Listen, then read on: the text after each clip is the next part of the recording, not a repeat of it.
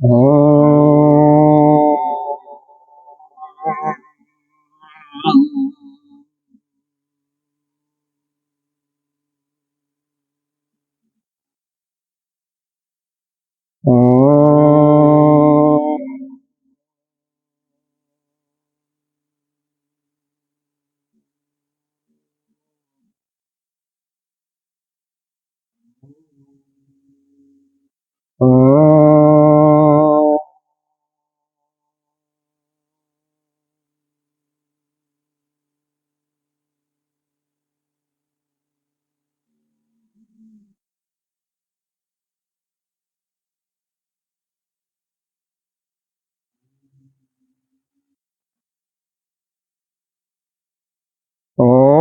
पार्थाय प्रतिबोधितां भगवता नारायणेन स्वयं व्यासेन ग्रथितां पुराणमुनिना मध्ये महाभारतम् अद्वैतायमृतवर्षिणी भगवती अष्टादशाध्यायिनी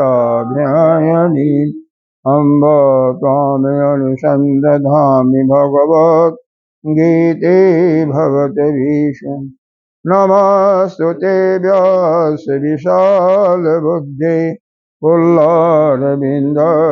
तव प्रणीत येन त्वया भारततैलपूर्णः प्रज्वलितो ज्ञानमयो प्रदीपः प्रपन्नपारिजाताय श्रुतवित्रयकपाणिने ज्ञानमुद्राय कृष्णाय गीतामृतदुहे नमः। सर्वोपनिषदो गावो दोङ्गो पार्थो वत्सो सुधिर्भोक्तो दुग्धं गीतामृतं महत् वसुदेवसुतं देवं कंसचाणूरमर्दनं देवकी परमानन्दं कृष्णं वन्दे जगद्गुरुं भीष्मदोरतटा जयद्रथजलो गान्धारनीलोत्पल शैलग्राहवती कृपेण वहनी कर्णेन विलोकु अस्वस्थमभिगणघोरमकरदुर्योधनवर्ति श्रोतीरा खलु पाण्डैरणनदी कैवर्तकः कीश पाराशर्यवचः सरोजममलं गीतार्थगन्धोत्कटम् चाणककेशरं हरिकथा सम्बोधनाबोधि लोके सज्जन षट्पदैरहरः बीभीयमानं भूयाद् भारत पंकजं कलिमलिपथंसि न श्रेयस् मूकं करोति वचलं मङ्गलं हरति यत्कृपातमहं वन्दे परमानन्दमाधवं जं ब्रह्मा वरुणेन्द्ररुद्रमरुतः स्तुवन्ति दिव्यैस्तै वेदै साङ्गपदक्रमोपनिषदै गायन्ति यमिषाम् ज्ञानावस्थिततद्गतेन मनसा वर्षन्ति यमयोगिनि शान्तं न विदुषुरयसुरगणा देवाय तस्मै नमः देवाय तस्मै नमः ॐ शना भवतु शनो भुनक्तु सह वीर्यं करवावहि तेजस्विनामधीतमस्तु मा विद्विषावहि ओम शांति शांति शांति। इस शांति पाठ को कई महात्मा लोग भोजन करने के पहले भी बोलते हैं। यह जो कान में डाले नहीं हो क्या, डाले हो? यह जो मंत्र है शांति पाठ का मंत्र है, हाँ, उपनिषद का, तो इसको कई महात्मा लोग शांति अरे भोजन करने के पहले इसको बोलते हैं। हाँ, और हमारे यहाँ और बहुत ज्यादा यहाँ गीता जी के 15वें अध्याय का पाठ होता है। हाँ, पाठ होने के बाद भोजन के पहले फिर 24वां जो श्लोक है 4थे अध्याय का उसको करते हैं। ब्रह्मर्पणम ब्रह्मवि ब्रह्मावनो ब्रह्मैवतम ब्रह्मवितेन गंतव्यम ब्रह्म परम शरणम। तो इस प्रकार से खैर आइए यहाँ पर हम आगे बढ़ते हैं। गुरु जी की वंदना पहले कर लेते हैं। अगण्डमण्डलाकारं व्याप्तं येन चराचरं पदपदं दर्शितं येन तस्मै श्रीगुरवे नमः। अज्ञानतिमिरान्धस्य ज्ञानाञ्जनशलाकया चक्षुरुन्मीलितं येन तस्मै श्रीगुरवे नमः। गुरुर्ब्रह्मा गुरुर्विष्णु गुरुर्देवो महेश्वर गुरुः साक्षात् परं ब्रह्म तस्मै श्रीगुरवे नमः। त्वमेव माता च पिता त्वमेव बन्धो च सखा त्वमेव वेदा च गुरुं त्वमेव सर्वं मम देवदेव। गजाननं भूतगणाधिसेवितं पपेतजम्बो फलचारुभक्षम् उमासुतं शोकविनाशकारकं नमामि विघ्नेश्वरपादपङ्कजम्। अनंत कोटि श्री विभूषित श्री 1008 पंचायती महानिर्वाणी अखाड़ा के अग्रणी श्रोती ब्रह्मनिष्ठ महामंडलेश्वर एवं उत्तर प्रदेश साधु समाज के अध्यक्ष श्री सदगुरु भगवान के चरणों में कोटि कोटि प्रणाम।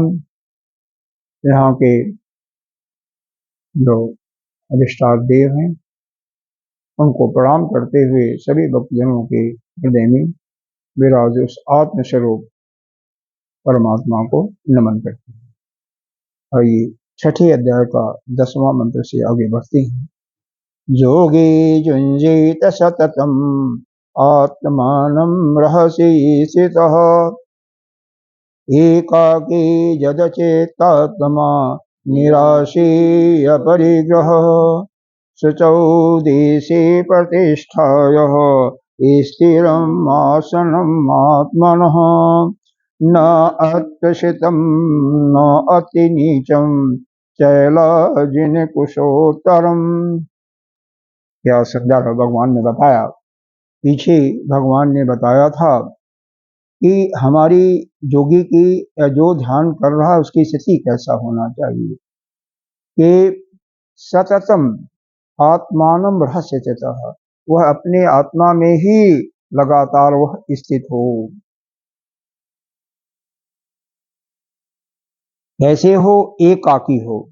एकाकी हो इसका मतलब सबके साथ ध्यान नहीं करना है, लेकिन यहाँ पर कुछ महात्माओं का यह है कि जो कंबाइंड मेडिटेशन होता है उसका जो भगवताकार या ब्रह्म भगवताकार जो वृत्ति बनती है वो बड़ी स्ट्रांग होती है, बहुत दूर तक जाती है, वहां पर थोड़ा सा। लेकिन शुरू में जो प्रारंभिक साधक है उसके लिए सीखने के बाद कुछ समय जरूर एकाकी साधना ही करनी है। अपने कमरे में कर रहे हैं तो भी एकाकी, अकेला, अकेकी का मतलब अकेला, ठीक है, अकेला, किसी को साथ लेकर के नहीं। किसी कोई गुफा हो या घर का ही मकान बड़ा हो तो किसी एक कमरे में करना चाहिए। वह जिस कमरे में आप कर रहे हैं उसमें दूसरे का आना जाना नहीं है। वहां पर केवल आध्यात्मिक पुरुष ही आवे तो ठीक है, कोई वहां पर संसार की बातें न हो तो वहाँ की जो इन्वायरमेंट है, आबहवा बनी रहती है, वहाँ की ओरा कायम रहती है और इस ओरा का बहुत प्रभाव पड़ता है। तो क्या है? सततम आत्मा रहस्य स्थित, वह सतत लगातार वहीं पर अपनी आत्मा में स्थित है, लगातार ध्यान नहीं करना, मतलब अपने आत्मा में आत्मस्वरूप में स्थित होता हुआ। जत चित्तात्मा, जिसका चित्त जो है आत्मा में ही जुड़ा हुआ है, निराशी है, किसी से कोई अपेक्षा नहीं है और न तो किसी चीज का परिग्रह, कम से कम जरूरत की चीजें उसके पास है। इसीलिए सन्यासियों के पास देखेंगे जो वाकई जो समय के अनुसार परिवर्तन खैर हो जाता है, लेकिन उस समय अदरवाइज तो क्या होता है, सन्यासी क्या था, जहाँ उनको शाम होता था वहीं सो जाते थे। ऐसे बहुतों सन्यासियों को देखा होगा। और जो मिलता था वो भोजन कर लेते थे। अपने पास एक कमंडल, एक पहने हुए हैं और एक ओढ़े हुए हैं, बस वही होता था। वो लोग तो वस्त्र भी नहीं पहनते, अभी भी कई लोग वस्त्र नहीं पहनते हैं। एक नीचे है और एक ऊपर बोल रहे। कहीं गए तो वही अपना झोला झंझट कुछ नहीं रखते थे।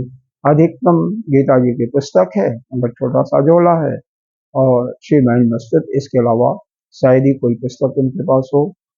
चश्मा है तो रखते थे या नहीं तो नहीं, और एक छड़ी रखते थे बस। हाँ ना, उसमें नहीं रहा वो, एक छड़ी बस, और कुछ नहीं। उसको दंड कहते हैं, कई लोग बड़ा दंड भी रखते थे, अभी भी महात्मा बड़े बड़े दंड रखते हैं। तो जैसे जरूरत समय पड़ने पर उसका भी याद है। तो वह निराशी हो, किसी से किसी चीज की हमें अपेक्षा नहीं हो, और अपने जितने भी जीवन के लिए कम से कम वस्तुओं की जरूरत होती है वही अपने साथ रखना। यह नहीं है कि जैसे आजकल महिलाएं बल्कि एक एक दो दो बक्सा भर करके वस्त्र रखती हैं, साड़ियां रखती हैं। कोई साड़ी अगर 2 बार से 3 बार पहन लिया फिर दोबारा उसको पहनना नहीं पसंद करती है। महीने में कहाँ आता है सालों में नहीं आता होगा। मतलब जैसी है, हर एक का अलग अलग हिसाब है, एक ही जैसा नहीं है, लेकिन ज्यादा ऐसे ही पाएंगे। नई पीढ़ी को तो ज्यादा ऐसे ही पाएंगे। एक पहन लिया, अगर किसी शादी में चले गए और उसी समाज में दोबारा जाना है तो वो हम नहीं, तो यही कहेंगे कि हमारे पास साड़ी तो कोई है ही नहीं, क्या पहने, चाहे 50 साड़ियां और पड़ी है। हाँ, एक ही कलर, बस दो, दो नहीं, दो तो होता ही है मिनिमम, दो, एक पहना हुआ, एक बदलने के लिए, नहाने के लिए, दो तो होता ही है, और कोई चीज नहीं।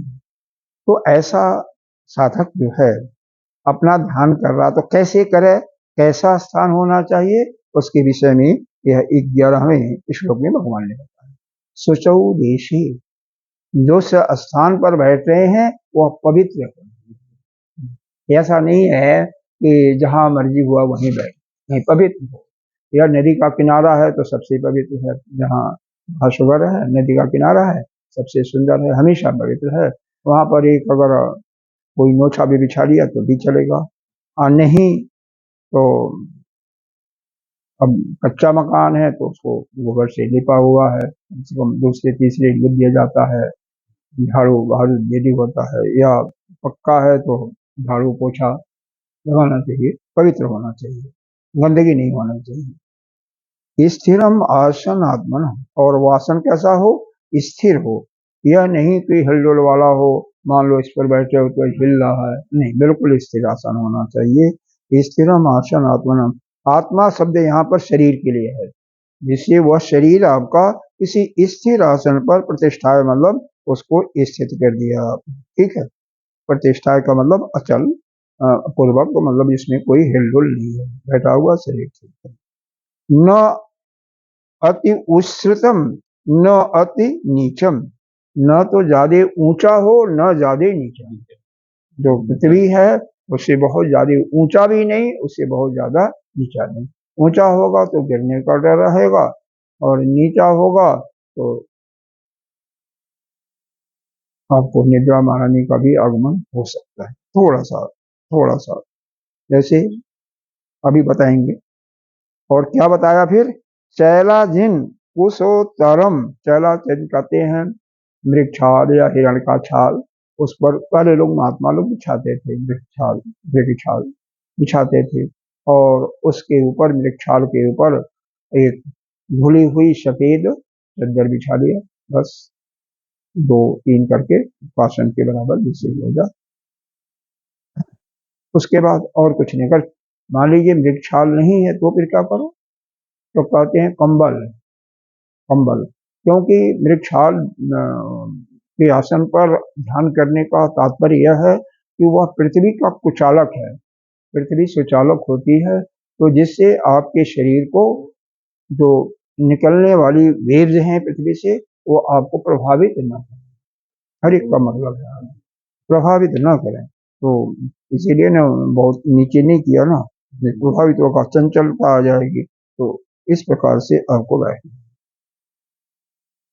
या पहला कंडीशन पवित्र स्थान हो, दूसरा कंडीशन है आसन आपका स्थिर होना चाहिए, तीसरा कंडीशन है न ज्यादा ऊंचा न ज्यादा नीचा, चौथा है कि उस पर मृगछाल पड़ा हो। आजकल जैसे मृगछाल वगैरह नहीं मिलता, तो क्या होना चाहिए, कंबल, उलन कंबल, क्योंकि उलन कंबल जो है वह कुचालक होता है, इसलिए उसको जैसे ग्रेविटी जो है पृथ्वी की वो उसको आकर्षित नहीं कर पाती। और उसकी या कुशा रख लीजिए और उसके ऊपर चादर बिछा लीजिए, कुशा लिखा हुआ, चैलाजिन या कुशा। अब आइए इसका भाष्य पढ़ते हैं। शुचौ शुद्धे, शुचौ शुद्धे, इसका अर्थ बताया विभक्ति स्वभावतः संस्कार को, मतलब जो स्वभाव से अथवा झाड़ने बुहारने आदि संस्कारों से साफ किया हुआ पवित्र स्थान है, मतलब स्वच्छ हो, ठीक है ना। स्वभाव से स्वच्छ क्या होता है, नदी का किनारा स्वभाव से स्वच्छ होता है। घर है तो जरूर सुबह झाड़ू भी लगना चाहिए और पोछा भी लगा दिया, कच्चा मकान है तो गोबर से लिप दिया, जैसा भी है। उसके बाद है देश का मतलब है स्थान, प्रतिष्ठाय, प्रतिष्ठाय स्थिरम का मतलब होता है अचल, मतलब जो जिसमें हिला डुला नहीं, जो आसन ऐसा नहीं होना चाहिए भाई, मान लो किसी चीज को रखोगे पृथ्वी पर तो वो हिले डुलेगा, और केवल आपका आसन ही है तो हिलेगा डुलेगा नहीं। उस एक जैसे होना चाहिए, मतलब ऐसा है ना, होता बैठक होता है ना, तो वो हिले डुलेगा नहीं, थोड़ा सा पृथ्वी से ऊपर भी हो गया नीचे भी नहीं हुआ, और उस पर आपने बिछा। सबसे बड़ी बात यह है कि स्थिरम आसन, आपका शरीर आत्मना, ये आत्मा शब्द जो है इसका अर्थ जगह जगह जो प्रकरण होता है उसके अनुसार अलग अलग है। अब यहाँ पर आत्मा शब्द का अर्थ शरीर लगाया, कई जगह आत्मा, और वैसे आत्मा शब्द का नित्य शब्द मुक्त अपने आत्मा के लिए बताया जाता है, और फिर कई जगह जीवात्मा के लिए आएगा। तो प्रकरण के अनुसार इसीलिए अलग अलग अर्थ लगाते हैं। इसीलिए केवल पुस्तक पढ़ करके कोई आदमी नहीं समझ, उसको भ्रम हो जाएगा, और उसको आत्मा समझेगा तो आत्मा थोड़ी स्थिर होगा। यहाँ पर सब जो भी आ रहा है ऊपर वाले श्लोक में भी सततम आत्मान, मतलब अपने शरीर, अपने वहां पर अपने को ही स्थिर करना ना, दूसरे को तो नहीं करना ना, तो शरीर ही रहेगा। और क्या, अचल का मतलब आसनम न श्रितम न अतीव उश्रितम न अप्यतीव अति नीचम तच्च शैलाजिन कोशत्रम चैलम अजिन कुशा च उत्तरे जस्मिन आसने तद आसनम चैलाजिन कुशोत्रम पाठक्रमाद विपरीत अतक्रम चैलाधीनम। अच्छा, बस आदि का क्रम यहाँ पाठ्यक्रम से यह जो इसका है कुशा मृक्षर में जो भी हो, जो मिल जाए उसी के ऊपर जो है सफेद चद्दर बिछा करके करना। यह तो इसका शाब्दिक अर्थ तो यही हुआ, सीधा साधा, इसमें कोई खास बात नहीं है। मेरे ख्याल से सब कुछ समझ गए होंगे। हम देखो इसीलिए कुर्सी पर बैठ करके आसन का या ध्यान का नहीं कोई तरीका, लेकिन अब शरीर के अनुसार और थोड़ा सा एडजस्टमेंट करना पड़ता है। देखो कोशिश ये भी नहीं है कि कई लोग कहते हैं नहीं पद्मासन का करो, तो पद्मासन पर भी करने का कई जगह लिखा भी होगा, I think it is mentioned in the what call Patanjali का जो योग दर्शन है, शायद उसमें पातंजल का जो उसका नाम शायद आया, लेकिन वहां पर तो नहीं होगा, यह गीता जी में ही कहीं आया होगा पद्मासन का, पद्मासन, हाँ ध्यान करने का। यहाँ पर तो ध्यान की विधि चल रही है, पूजा नहीं कर रहा है, पूजा का तो वो तीसरा अध्याय था वो खत्म। यहाँ पर तो केवल यहाँ पर कर्म योग की बात, हालांकि कर्म योग ये भी है, कर्म योग ध्यान योग भक्ति योग तीनों केवल चित्त की एकाग्रता ही कर, अरे अंतःकरण की स्वच्छता और चित्त की एकाग्रता करती है। मतलब बेसिकली हमारा अंतःकरण पवित्र होता है और कुछ नहीं। यह जो चाहे योग है, जिसको आप योग दर्शन में आप लिखा हुआ अष्टांग योग की बात करें, कर्म योग की जो अग्निहोत्र आदि और यज्ञ इत्यादि करते हैं यहाँ, या आप उपासना करते हैं, तीनों का लगभग प्रयोजन यही होता कि हमारा अंतःकरण शुद्ध हो जाए और चित्त एकाग्र हो, और कोई प्रयोजन नहीं है। हाँ, और चित्त अंतःकरण जैसे इससे शुद्ध हो गया, क्या बोलता है जो कर्म योग कहते हैं, कर्म योग से शुद्ध हो गया, तो ध्यान या उपासना इन दोनों के माध्यम से मन की एकाग्रता लाओ, चित्त की एकाग्रता हो, बस यही है। तो इतना ही इनका प्रयोजन है। बाकी ज्ञान प्राप्त करना, ब्रह्माकार वृत्ति बनाना, यह तो ज्ञान से ही होता है, ज्ञान योग से ही होता है। उसके लिए वेदांत या गीता जी का श्रवण मनन करना ही है। अब यहाँ पर यह ध्यान देने की 3 चीजों का हमें ध्यान रखना चाहिए। क्या? देखो, अब आप आसन पर बैठ गए, चलो दूसरा श्लोक भी पढ़ लेते हैं, फिर इसके बारे में चिंतन करें। क्या यहाँ क्या है? तत् एकाग्रम मनः, उस आसन पर आप बैठ गए तो फिर क्या करना है? आपका मन को एकाग्र करना है। मनः कृत्वा एकाग्रम मनः कृत्वा, मनः एकाग्रम कृत्वा, मन को एकाग्र कर लिया। जत चित्त इंद्रिय क्रिय, और जिसका इंद्री जो है वह सभी विषयों से हटा करके, हाँ, उसका उस पर भी विजय प्राप्त कर लो। उपविश्य आसनी, और आसन पर भी बैठ करके उद्योगम आत्म विशुद्धि, तो उसके बाद क्या करना है? उस पर संयम करके, संयम करना ही जब चितेंद्रिय कहलाता है। और उसके बाद आप साधना आत्मशुद्धि के लिए कीजिए। जत उद्योगम, क्या करना? आपको अभ्यास करना। उद्योगम का अर्थ यहाँ पर अभ्यास है। कैसे है, किस लिए अभ्यास है? आत्मशुद्धि, आपने आत्म की शुद्धि के लिए यह करना। देखो यहाँ पर इन दोनों श्लोकों का अर्थ समझ लें। पवित्र स्थान है कोई, जो स्वभाव से पवित्र, क्योंकि स्वभाव आया, भगवान ने कहा स्वभाव बस, तो स्वभाव से पवित्र केवल नदी का किनारा ही है, या कोई देवालय है, मंदिर है, वो भी पवित्र है स्वभाव से ही। तो जो पवित्र है वहां पर तो आप एक उसमें बिछा लिया, या अपना आसन रखें उसको बिछा लिया, ठीक है, नहीं तो चद्दर या सबको बिछा लिया।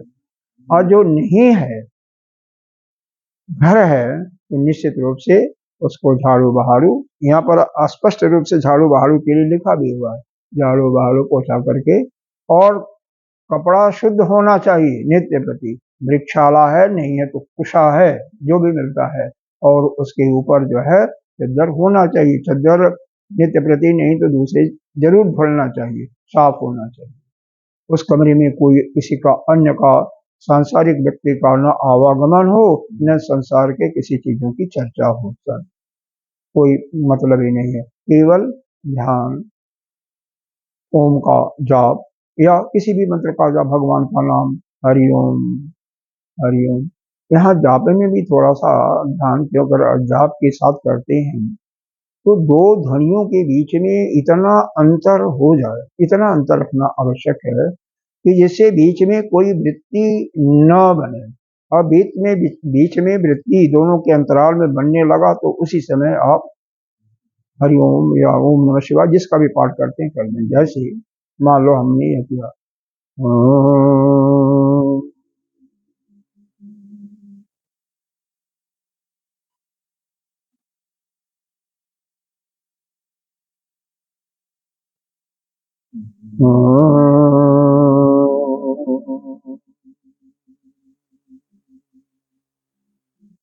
इस समय को बढ़ाना है बीच का।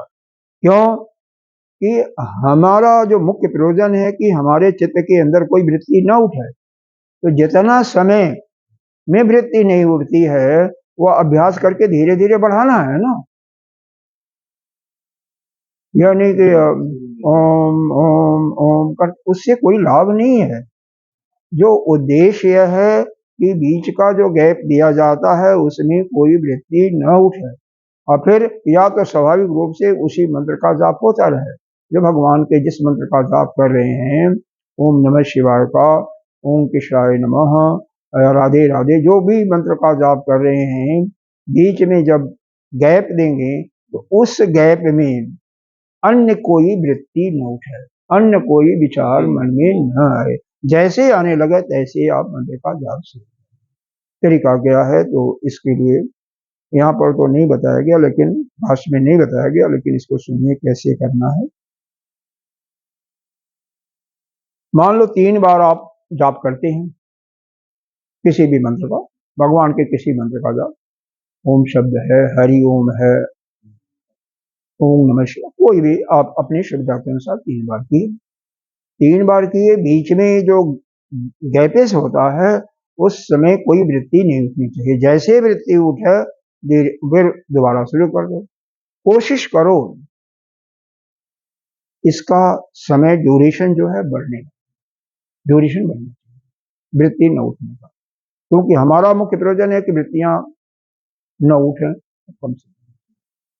फिर कुछ देर शांत रहो, फिर उसके बाद शुरू करो। इस बार इस प्रकार से 5-7 बार करो, नित्य प्रति करो, और फिर जब तक बैठ सको बैठो, नहीं फिर वापस आओ। फिर महीना 15 दिन के बाद फिर उसको 3 से 5 करो। मुख्य प्रयोजन है कि उसका अभ्यास बढ़ाना है। अभ्यास बढ़ाते हुए बीच में कोई वृत्ति भगवान के या उस मंत्र के अतिरिक्त और कुछ नहीं आना चाहिए। 5 से 7 करो, साल 2 साल में वह आप 11, 21, 15 ऐसे करते हुए वह ड्यूरेशन जो है आपका घंटों तक चला जाएगा। घंटे तक आप बैठे रहोगे। कब बैठे रहोगे? जब शरीर में कोई कहीं दर्द नहीं है, सुगमता से। और शरीर में दर्द होने का भी कारण आगे बताया जा रहा है अगले श्लोक में, तो फिर पढ़ेंगे तो वो बताएंगे। वैसे हम बैठेंगे तो नहीं होगा दर्द। सुविधाजनक, जो भी सुविधाजनक स्थिति हो उसी में बैठना है। दूसरा चीज है, जो आसन है ना जहां लगाते हो, जो अपना आसन है, जिस चद्दर पर बैठ रहे हो, जिस उस आसन पर बैठ रहे हो, वह केवल केवल अपना ही हो। अब यहाँ पर जो है ना, हाँ, यहाँ पर थोड़ा सा अगर इसको लालच या परिग्रह की भावना ऐसा मत करो, सोचो, क्योंकि दूसरे के आसन पर बैठोगे या दूसरा कोई आपके आसन पर बैठेगा, फिर आप बैठोगे तो उसके ओरा, उसके जो जीवाणु हैं वो आपके अंदर प्रवेश करेंगे, उसके शरीर को लोग भी प्रवेश करेंगे।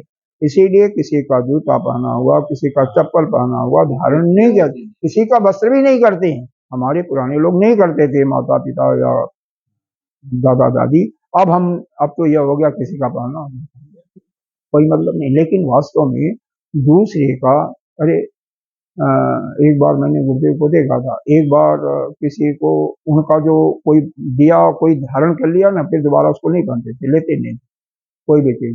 जूता चप्पल हो गया, गलती से भी कोई धारण कर लिया, फिर उसको ठीक से ले जाओ, हाँ, खुद नहीं करना, क्योंकि जो दूसरा कोई ले लिया और उसके आसन पर, इसीलिए विशेष करके जितने भी महात्मा बड़े, अभी तो आपने बड़ों को देखा है ना, छोटे भी या साधक भी करते हैं, यह आसनी जो है अपने साथ नहीं, खुद तो कोई भी शिष्य होता है वो ले जाता है, कई महात्मा अपने झोले में रखते हैं, तो उसी पर बैठना, दूसरे के आसन पर नहीं बैठना।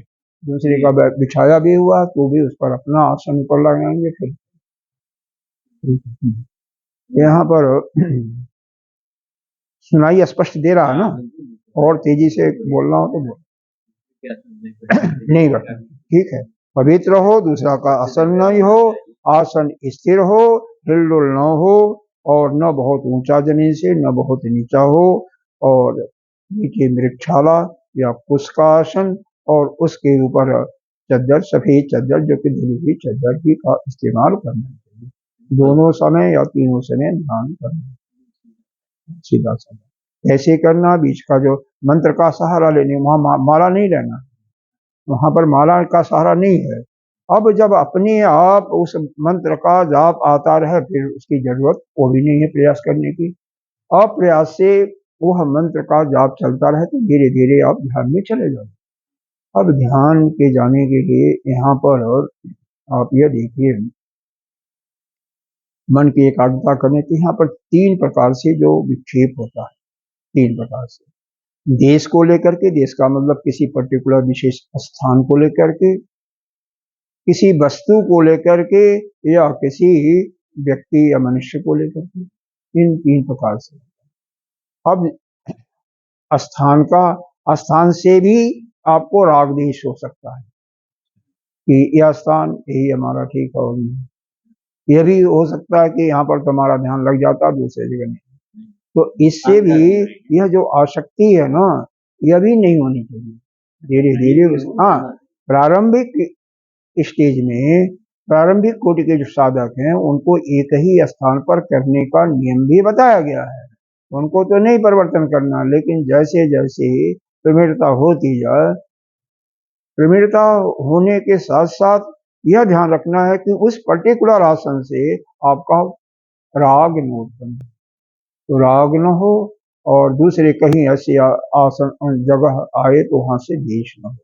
तो किसी व्यक्ति को लेकर के या काल को लेकर के, समय के अनुसार काल के लिए क्या होता है, आप मान लो ध्यान में बैठे हो, पीछे की घटनाओं का याद आ जाए, पीछे कोई घटना हुई तो याद हो गया, वह नहीं आना चाहिए। वह कल्पना जो पीछे वाली आती है ना, आपको दुखी करती है। तो एक माता जी थी, रही होंगी 80 साल के कम से कम, एक लड़की को देखी, ध्यान की क्रिया चल रही थी, तो जोक की बात है, तो लड़की को देखे तो रोने लगी। क्यों रो रही है भाई? अरे महाराज, हमारी भी बच्ची ऐसे ही थी, वो बिल्कुल शकल सूरत इसी से मिलता जुलता, और हमें अपनी लड़की का याद आ गया। तो लड़की कितनी बड़ी आपकी है? अरे वो तो 6 महीने की मर गई। अरे मर गई तो फिर अब उसका कैसे वैसे उसी जैसे थी? तो यह बेकार की फालतू बातें हैं। पीछे बीते हुए समय के अनुसार घटनाओं का उसका याद नहीं करना, भविष्य का चिंतन नहीं करना चाहिए, पहले भी बता दिया गया। और किसी वस्तु को किसी पीछे घटना को लेकर के फिर मन को विक्षेपित नहीं करना चाहिए। हाँ, मन में विक्षेप उत्पन्न हो जाता, वो नहीं करना चाहिए। तो चाहे देश हो, काल हो, यही होता है ना, हमेशा होता है काल, वस्तु और देश, ये तीनों चीजें आती हैं। तीनों से हमें हमेशा, न तो किसी समय, अरे प्रारंभिक स्टेज में तो मॉर्निंग का समय ठीक है, ब्रह्म मुहूर्त ध्यान करने के लिए ठीक है, लेकिन ऐसा जब आप उस स्टेज से बाहर चले गए तो कोई भी समय उसमें आप ध्यान कर सकते, उसमें क्या है। फिर भी कई लोग हमारे साथ एक परिक्रमा में महात्मा गए थे, तो वो कहते थे, उन्होंने बहुत अच्छी चीज बताई वैसे, ये 4 पहर दिन में होते हैं, 4 पहर रात्रि में, 4 पहर दिन में, 4 पहर रात्रि में। तो दोनों पहर के जो प्रारंभिक 15 मिनट हैं, 10 मिनट हैं, और अंतिम जो है वह विशेष गुणकारी है। जैसे पहला 6 से 9 मान लो, तो 9 से पहले 8:45 बजे बैठ जाओ और फिर 9:15 तक करो, तो 2 पहर आ गया। फिर तीसरे, मतलब हर इस प्रकार से प्रत्येक पहर में ध्यान होना चाहिए। 8 पहर होते हैं, रातें दिन में 8 पहर। लेकिन ज्यादा संत हमारे गुरुदेव पक्षार हैं, अरे मॉर्निंग में तो जरूर हो, अगर तीनों टाइम हो तो बहुत अच्छा है, सुबह दोपहर शाम, नहीं तो सुबह शाम है। जैसे संध्या करते हैं ना, संध्या त्रिकाल संध्या, उसी प्रकार से त्रिकाल ध्यान भी सुबह दोपहर स्नान करने के बाद ध्यान होना चाहिए। नहीं तो 2 बार तो हो, और 2 बार नहीं तो 1 बार तो जरूर हो, बिना उसके तो काम नहीं चलेगा, बिल्कुल नहीं चलेगा। क्योंकि ध्यान से ही चित्त की एकाग्रता होगी, फिर किसी भी चीज का जो सुना हुआ है उसका आप धीरे धीरे चिंतन करते करते अपने अंदर अनुभव करोगे, नहीं तो हो ही नहीं सकता, बारंबार अनुभव नहीं होगा। तो इस प्रकार से काल से भी हो गया, स्थान से, और वस्तु से भी। वस्तु का मतलब कोई व्यक्ति हो या कोई पदार्थ हो, उससे भी राग दोष ना हो। हाँ, इसीलिए सन्यासी क्या करते हैं, एक स्थान पर नहीं रहते हैं ज्यादा। एक स्थान पर न रहने का मूल कारण यही है कि वहां पर जो व्यक्ति रहते हैं, वहां के पेड़ पौधे जो भी हैं, जो भी वस्तु हैं, वहां से राग देश अपने अंदर नहीं। किसी भी चीज से, राग देश से हमें हर परिस्थिति में अलग होना चाहिए, बिल्कुल दूर रहना चाहिए। समझ में आ रहा नहीं आ रहा? और इसका पालन भी आपको करना चाहिए, इसीलिए आपको बताया जा रहा है, और कोई कारण नहीं है। अब इसका भाष्य देख लें, फिर आगे बढ़ते हैं। हाँ, तो हम लोग जल्दी बैठ गए थे। तत्र तस्मिन आसनी, तस्मिन का मतलब क्या बताया, तत्र का अर्थ बताया, तस्मिन आसनी उपविश्य योगम, जो जात मतलब योग में प्रवीण होना, योग में बैठना, योग का साधन करना। प्रथम सर्व विषयभ्य उपसंहृत एकाग्रमन कृत्वा जतेन्द्रिय का चित्तम च इंद्रियाणि च चित्तेन्द्रियाणि तेषां क्रिया संयता तस्य जतेन्द्रिय, मतलब अपने इंद्रिय को और चित्त को एकाग्र करने का है। और कुछ इसमें अंतःकरण विशुद्धार्थम, इसका उद्देश्य जो है अंतःकरण के शुद्धि के होता है। ध्यान योग की साधना या योग की साधना, इसकी जो उपलब्धता है केवल अंतःकरण की शुद्धि, और उस अंतःकरण की शुद्धि और एकाग्रता से आप जब किसी गुरु के पास जाओगे, आचार्य के पास जाओगे, वहां से ज्ञान प्राप्त करके फिर आप हाँ ज्ञानी हो जाओगे। इस संसार से आना जाना बंद, और जो शोक जो दुख होता है वो भी आपका। इसीलिए सुबह की ज्यादा यही होता है कि सुबह ज्ञान की चर्चा की जाए, उपनिषद की चर्चा की जाए, और शाम के समय आम पब्लिक जो सुन सके। हालांकि ये भी तो ज्ञान का ही है, लेकिन शाम को भागवत या रामचरितमानस या गीता जी भी आजकल प्रचलित हो गया, क्योंकि गीता जी का प्रचार बहुत हुआ है, विशेष करके यह इस्कॉन वालों ने बहुत प्रचलित किया। ठीक है, सबके अलग अलग है। न अतिश्रुतस्तु योगोस्ति न च एकांत मनसतः न चाति स्वप्नशील। अरे अरे, आगे चले गए हम, आगे हम चले गए। हाँ, पन्ना उलट गया। हाँ, पन्ना उलट गया। समम काय शिरो ग्रीवम, 13वां श्लोक। धार्यन्नचलम स्त्रियम संप्रेक्ष नासिकाग्रम स्वम दिशाचन अवलोकमन अवलोकयन। क्या कहते हैं, समह आपका तीन चीजें हैं, काया शरीर, शिर और ग्रीव। यहाँ पर काया का अर्थ आप रीढ़ की हड्डी से लीजिए। काया का अर्थ है रीढ़ की हड्डी या स्पाइनल कॉर्ड जिसको कहते हैं। तो यह स्पाइनल कॉर्ड जो है ना, वास्तव में यह जिसका ठीक रहता है वह कभी वृद्ध नहीं होता। इसी के कमजोर होने से आपको बुढ़ापा का असर आता है।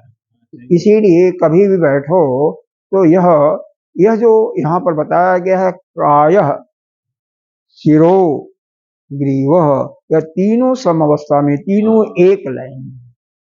सम का मतलब यहाँ पर एक लाइन से है, एक ही लाइन में हो। शेर भी सिर का पिछला हिस्सा आता है, वैसे यहाँ पर भी थोड़ा सा स्पष्ट नहीं है, यह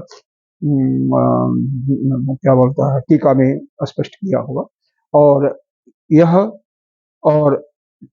गर्दन, ग्रीवा, ग्रीवा का पिछला हिस्सा, क्योंकि गर्दन पे पूरा ही कहलाता है ना, तो ये ग्रीवा का पिछला हिस्सा, यह सिर का भी पिछला हिस्सा, और ये स्पाइनल कॉर्ड, यह तीनों बिल्कुल एक सीधी रेखा में हों। इसीलिए कहा गया समम कायः शिरोग्रीवम धारयन् अचलः स्थिरम, और शरीर को इस प्रकार से आप बैठो कि स्थिर हो।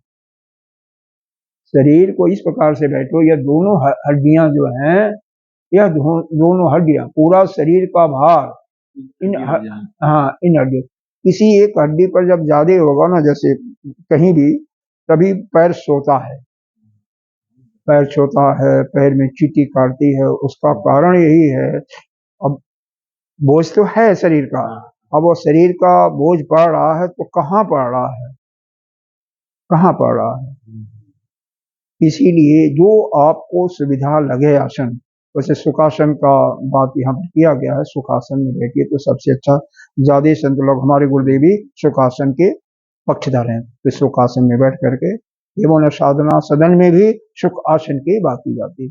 सुख आसन में क्या है, पैरों को पहले सीधा कर लिया, खोल लिया, और जितना दूर तक के घुटने दूर हो सकते हैं उतना फैला करके, अलती पलती वाला ही हिसाब किताब है। एक का ये जो इसको क्या कहते हैं, ये जो यहाँ से ये फिल्ली होती है, यहाँ से अलग होता है, उस पर दूसरे पैर का यह, हाँ, यह स्थिर हो, और दोनों, हाँ, मिलना अब ठीक अपनी सुविधा के अनुसार। मुख्य रूप से यह है कि आपको न कहीं दर्द हो और न तो नींद आवे, बिल्कुल दोनों चीजें, नींद भी नहीं आनी चाहिए ना। अब अभी आगे बताया गया, संप्रेक्षा नासिकाग्रम, अपना दृष्टि जो है नासिका के अग्रभाग पर करो। अब यहाँ पर प्रश्न आता है कि नासिका का अग्रभाग क्या है। नासिका का अग्रभाग यह भी है, इसको भी हम अग्र मान सकते हैं, नहीं मान सकते हैं, मान सकते हैं। भाई अग्र कौन सा है, यहाँ पर तो भेद करते भी हैं। तो यहाँ पर कुछ संतों ने बताया कि यह 3 प्रकार से इसको हम ले सकते हैं, हाँ 3 तरह से। और जैसे आंखें आपकी खुली हैं, आंखें आपकी खुली हैं, नेत्र जब खुले हुए आप कर रहे हैं तो वहां पर नासाग्र का दर्शन कर सकते हैं, नासाग्र का दर्शन यह हो जाएगा। आंखें अध खुली हैं तो ये ऊपर ऐसा भी मुद्रा होती है जो दोनों भावों के बीच में, जिसको ध्यान मुद्रा कहते हैं। इसी प्रकार से अलग अलग लोग बताते हैं ध्यान मुद्रा में। और आंखें बंद हैं तो आपका यहाँ भी हो सकता है, यहाँ भी हो सकता है, आंखें बंद। तो जो आपको सुविधा लगे उसके अनुसार कीजिए, हाँ, लेकिन कहीं प्रयास नहीं होना चाहिए। कुछ लोग बताते हैं शांभवी मुद्रा में प्रयास होता है, जैसे अधकुली आंखें हैं ना, तो शुरू में प्रयास मालूम होता है लेकिन प्रयास नहीं होता। इस प्रकार अधकुली आंख से या शांभवी मुद्रा में ध्यान करने का लाभ क्या होता है कि आपको नींद नहीं आती, नींद आ ही नहीं सकती, क्योंकि आंखें, हाँ सीधा तो है ही है, आंखें अर्ध खुली हैं, आंखें बंद करके नींद आने के चांसेस बढ़ जाते हैं। इसीलिए आंखें बंद करके आसन करने का थोड़ा सा नुकसान भी है।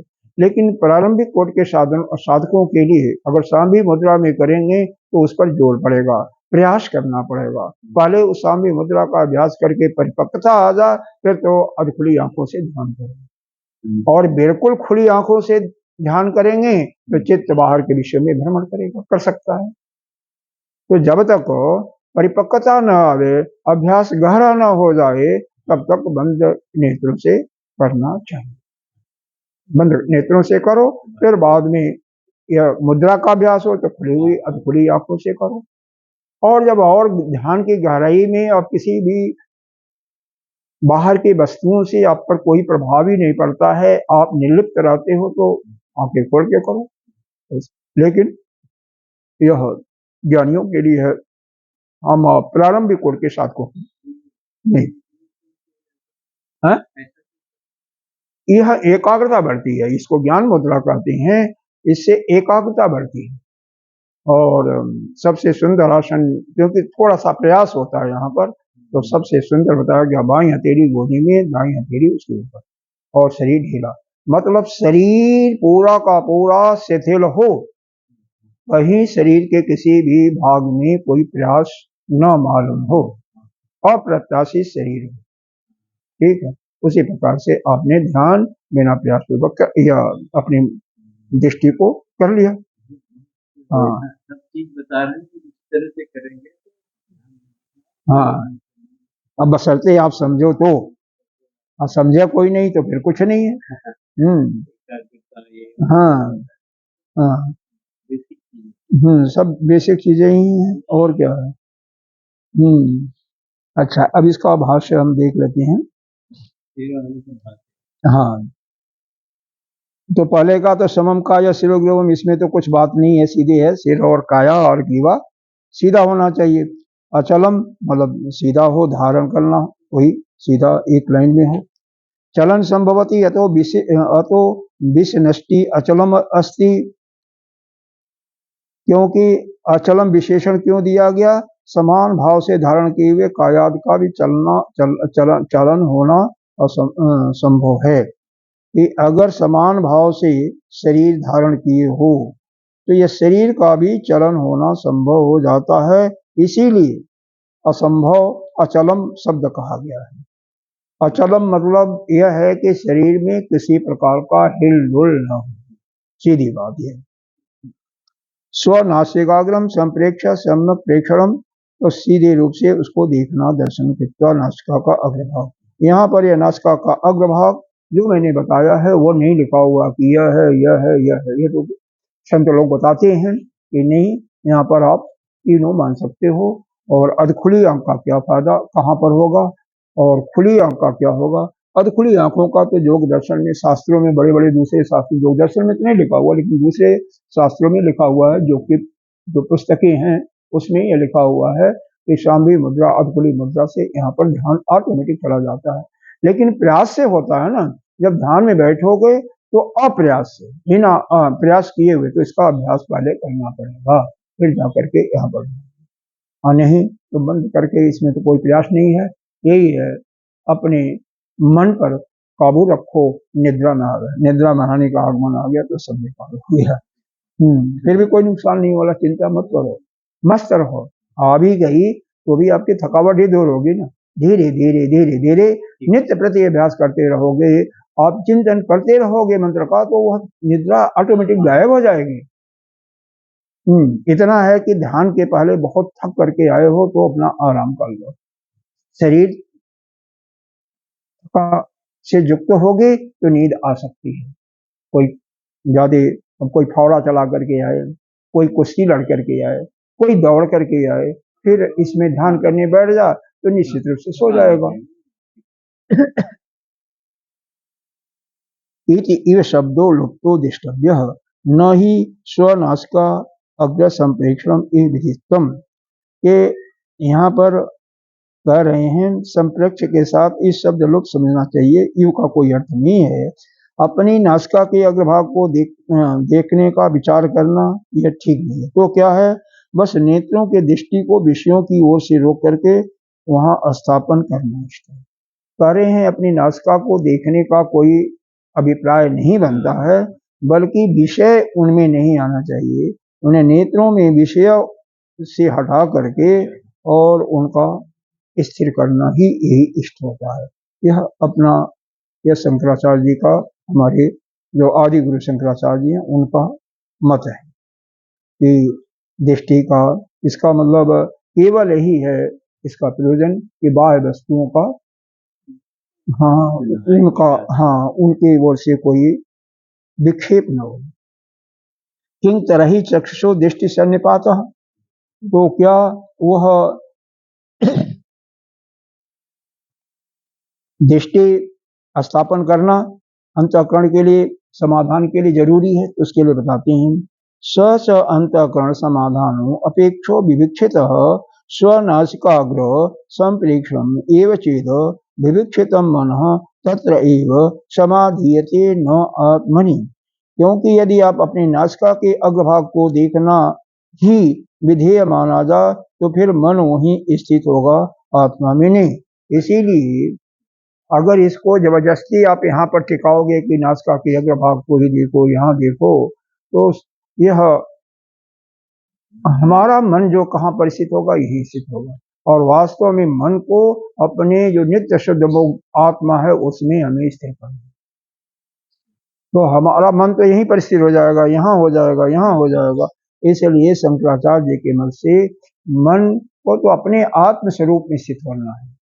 यह नासिका का अग्रभाग जो यह बताया गया है, यह कोई मतलब इस पर हमें अभिष्ट यह नहीं है, यही हमारा प्रयोजन नहीं है।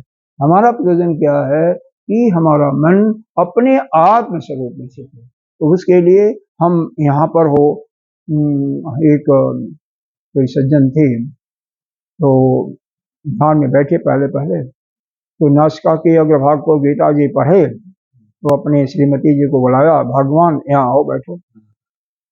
तो ठीक है, उन्होंने नेत्र खोल करके उनकी नासिका के अग्रभाग को देखा। तो ये तो मजाक है। तो कहते हैं गीता जी में भगवान कृष्ण ने स्वयं मजाक के रूप में लिखा हुआ, लोग उसके रूप में जिस रूप में धारण करना चाहें करते रहे। नासिका अग्रभाग तो दूसरे के अग्रभाग को देखे तो नहीं, इसीलिए स्व अग्रभाग है। और उसका भी भगवान ने खंडन किया है कि नहीं, यह कोई हमारा लक्ष्य नहीं है। लक्ष्य जो है कि हमारा जो मन हो अपने आत्म स्वरूप में स्थित हो। अगर यहाँ करोगे तो नासिका के अग्रभाग करोगे, यहाँ कहीं भी मानो तो वहीं पर स्थिर होगा ना, तो मन तो वहीं पर स्थिर हो जाएगा, तो मन आत्मा में कहाँ स्थिर होगा। हमें मन को तो खत्म नहीं करना, बल्कि मन को लगाना है परमात्मा में ना, आत्म स्वरूप में लगाना है ना। आत्मनि ही मनुष्य समाधानम बक्षति आत्मसंस्तम मन कृत्वा। परंतु आगे चल करके ये बताया गया है आत्मसंस्तम मन कृत्वा, इस पद से आत्मा में ही मन को स्थिर करना चाहिए। आगे आगे आपको बताया गया है इसी गीता में कि आत्मा को मन अपने स्वरूप में ही लगाना है, आत्म स्वरूप में ही लगाना है। तो मन को वहां लगाना है, तो इस प्रकार से शुरू से ही मन को अपने आत्म स्वरूप में ही लगाना है। वह बात अलग है, प्रारंभिक स्टेज में यहाँ करना ठीक है, बताया भी जाता है और संत लोग भी बताते हैं, तो वह प्रारंभिक स्टेज के बाद में तो मन को यही करना, और शुरू से ही अगर कोई प्रयास करता रहे तो सबसे उत्तम है, क्योंकि फिर मन अपने स्वरूप में ही धीरे धीरे स्थिर हो जाता है। उसके लिए चंचलता को दूर करने के लिए आपको आसन और प्राणायाम भी जरूरी है, क्योंकि आसन करोगे तो शरीर में स्थिरता आएगी, प्राणायाम से श्वास का आने जाने का वो भी सरल होगा। इसीलिए अनुलोम विलोम आसन शुरू करने के पहले 10 बार 5 बार जरूर लो, 5 मिनट 10 मिनट जरूर करो। क्यों? एक नासिका से सांस लो और दूसरे नासिका से सांस निकालो, दूसरे से ही लो फिर पहले से निकालो। गर्मी है तो बाईं नासिका से पहले लो, क्योंकि ठंडी हवा आती है। जाड़ा है या आपको शीत का प्रकोप है तो दाहिनी से शुरू करो। यह ऐसा यहाँ पर बताया गया है। हाँ, दाईं गर्म प्रकृति की होती है और बाईं ठंडी प्रकृति की होती है, शीतल होती है। लेकिन जो बताया गया है योग दर्शन में, वह बाईं से ही शुरू करना, दाहिनी से निकालना, फिर दाईं से लेना, बाईं से निकालना।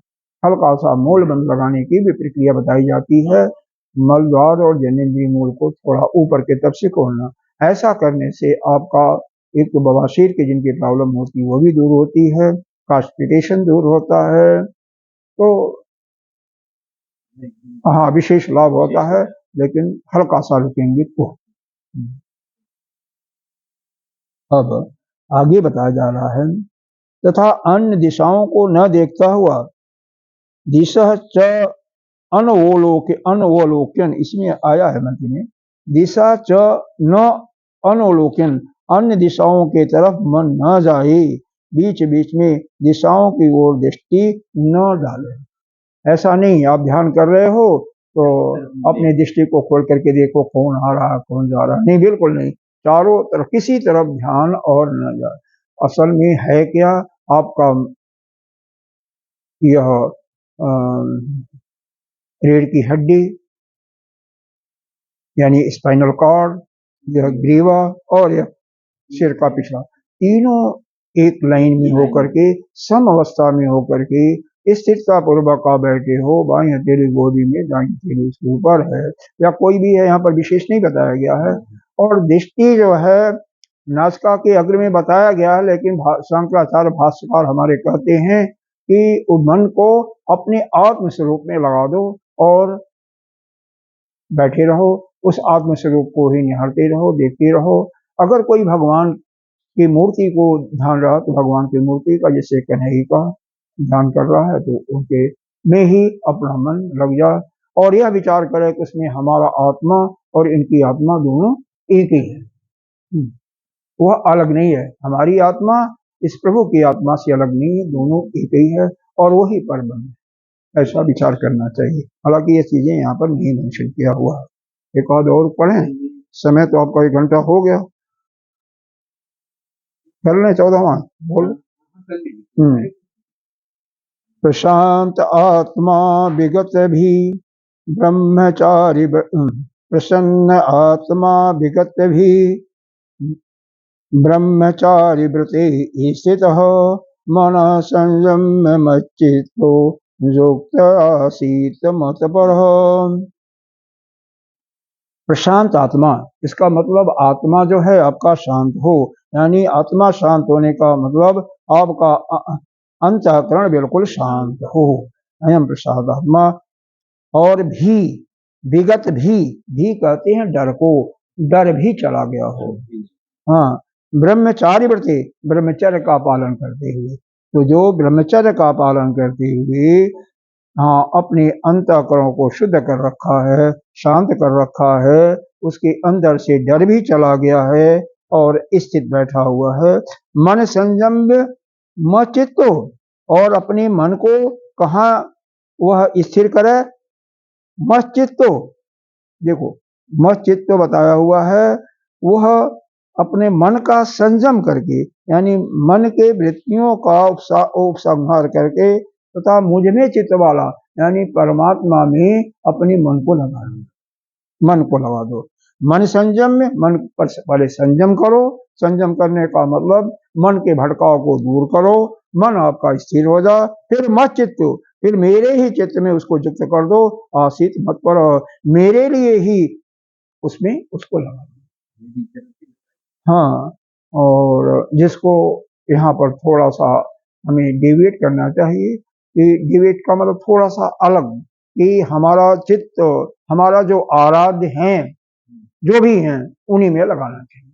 आराध्य आपके कन्हई हैं तो कन्हई में लगाओ, आपके आराध्य शिव जी हैं उसी में लगाओ, आराध्य अगर गणेश, लेकिन आजीवन वही होना चाहिए। यह आराध्य का, गुरु का, शास्त्र का हमेशा बदलाव नहीं होता है, मंत्र का भी नहीं होता है, एक ही होता है। तो जो आराध्य हैं उनमें ही लगाओ, उसी में। मंत्र के जाप का भी बता दिया कि दो जो उच्चारण है, एक ही शब्द का जो दो आवृत्तियां हैं, उनमें इतना गैप हो कि उस गैप में कोई भी विक्षेप आपका दूसरी वृत्ति न स्टार्ट हो। जैसे ही वृत्ति का स्टार्ट होना अंदर से आपको आवाज हो, तैसे ही ध्वनि मंत्र चालू कर दो।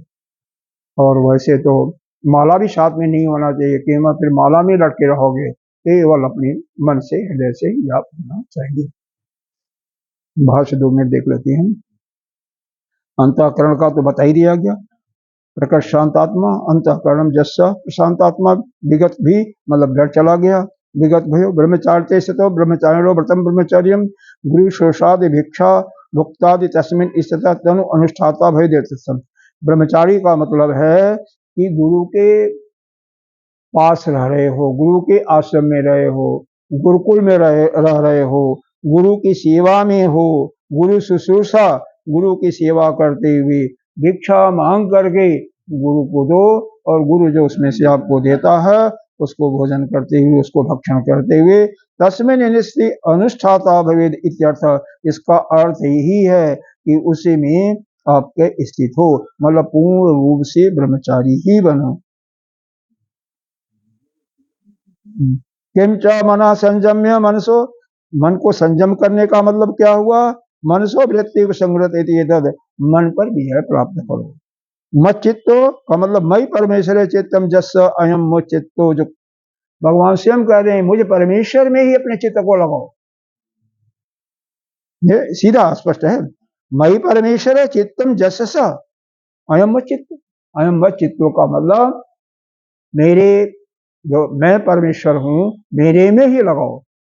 उनको चाहे आपका प्रतीक कन्हई हो सकती हैं, प्रतीक माता जी हो सकती हैं, प्रतीक गणेश जी हो सकते हैं, प्रतीक सूर्य भगवान हो सकते हैं, प्रतीक शिव जी हो, कोई भी हो, नारायण हो सकती हैं, लेकिन उस अपने चित्त को उन्हीं में एकार करना। तो मन को यहाँ एकार करने का कोई मतलब नहीं है। ठीक है, जो दर्शन में भी दिया हुआ है, यहाँ भी दिया हुआ है, लेकिन भगवान भाष्यकार कहते हैं इसका अर्थ यह नहीं है कि यहाँ लगाना, इसका कोई अभिष्ट नहीं है, मन को भगवान के परमात्मा स्वरूप में लगाना। समाहित सन आसीत मतलब बैठना, मत पर अहम परो अस स अयम मत पर, मैं ही जिसके मत में सबसे श्रेष्ठ हूँ, ऐसा होकर के बैठ। ठीक है, समझ में आ रहा है। भवति कश्चित रागी स्त्री चित्तो न तो स्त्रियम एव परमेत्रेण गृहात किम तरहि राजान महादेवन। कोई स्त्री प्रेमी स्त्री में चित्त वाला हो सकता है, परंतु वह स्त्री को सबसे श्रेष्ठ नहीं समझता। तो किसको समझता है? वह किसी राजा को या महादेव को स्त्री की अपेक्षा श्रेष्ठ समझता है। परंतु यह साधक तो चित्त को तो मेरे में ही रहे और मुझे ही सब ओर से अधिक श्रेष्ठ को समझता है। यहाँ पर भगवान का कहने का मतलब यह है कि अपने मन को, चित्त को मेरे में ही लगाओ। गीता के 12वें अध्याय में भी यही बताया भगवान ने, मय्येव मन अदस्त्व मयि बुद्धि निवेश मय्येव अतवो न सरस। मेरे में मन बुद्धि को लगाओगे तो आपकी ऊर्ध्वगति होगी, इसमें कोई शंका नहीं है। इधर उधर मन को नहीं लगाना। ठीक है। ओम पूर्णमिदः पूर्णमिदं पूर्णात् पूर्णमुदच्यते पूर्णस्य पूर्णमादाय पूर्णमेवावशिष्यते। ओम शांति शांति।